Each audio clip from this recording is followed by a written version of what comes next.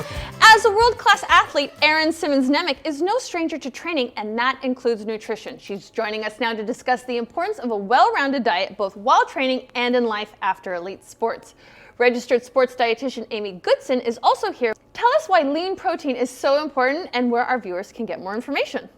Protein is an important part of your diet because it provides you with the building blocks that you need to build and maintain lean muscle mass.